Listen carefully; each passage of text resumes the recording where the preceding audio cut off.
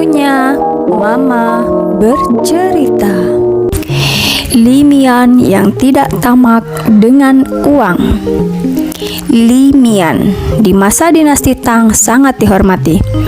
Ketika masih kecil, meskipun berasal dari keluarga yang miskin, tetapi dia tidak pernah tamak akan kekayaan yang didapatkan dengan cara sewenang-wenang.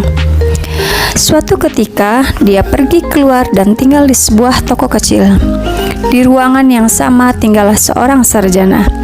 Keduanya merasa cocok dan akhirnya menjadi teman baik. Suatu hari, sarjana tersebut tiba-tiba sakit, tidak bisa bangun. Limian segera memanggilnya dokter dan dengan sepenuh hati menjaganya. Namun, sakit sarjana itu tidak kunjung sembuh. Sebaliknya, semakin hari semakin memburuk.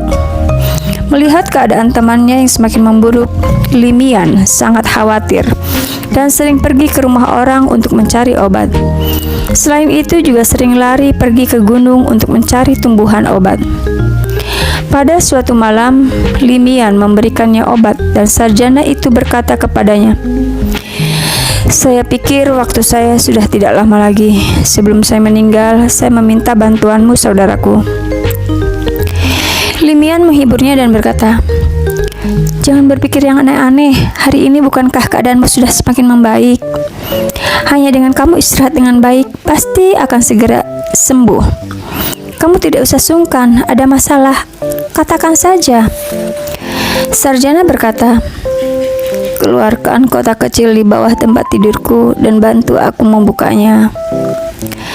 Limian melakukan sesuai apa yang dia katakan. Sarjana itu menunjuk sebuah tas bungkusan dan berkata, "Beberapa waktu ini telah merepotkanmu menjagaku.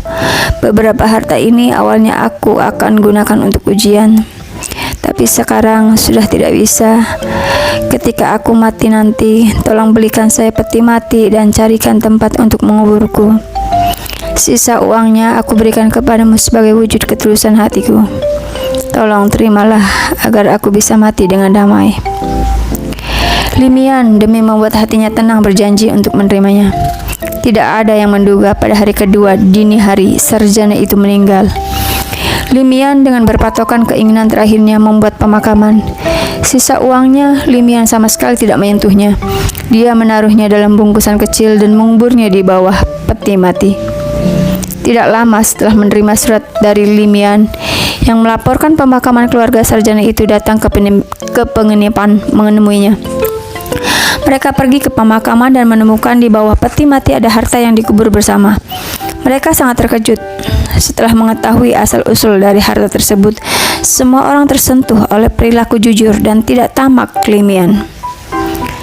Sebagai bahan renungan, sebagai manusia kita harus saling membantu satu sama lain dengan rasa senang hati, tidak mengharapkan imbalan.